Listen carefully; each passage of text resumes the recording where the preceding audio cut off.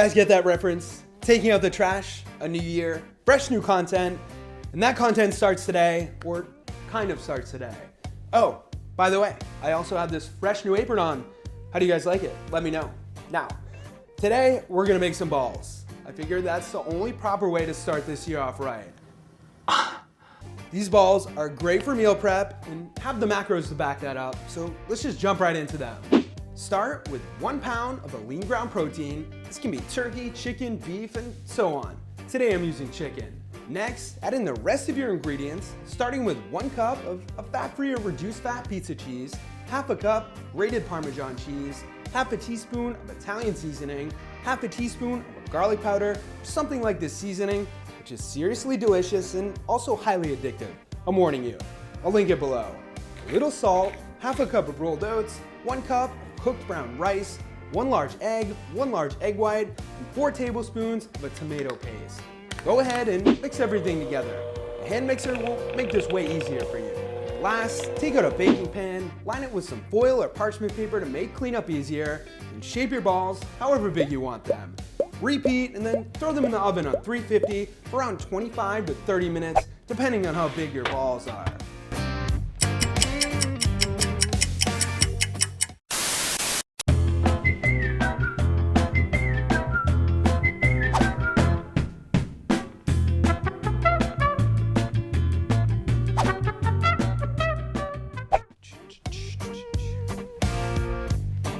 So, here are your balls. You can eat them just like this with some pizza sauce or pair them with your favorite vegetable. I usually reheat mine with the sauce and a little extra cheese on top in the microwave for around a minute.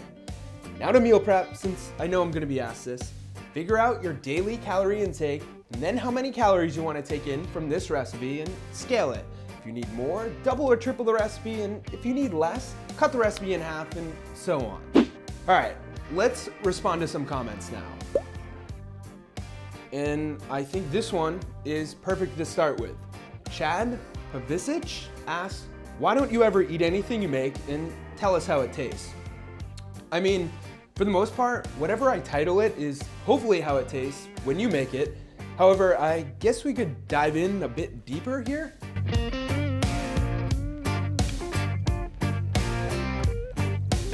These taste like pizza went on a diet and got rid of the bread, but then found some rice, fell in love, and reinvented itself with a meat sauce.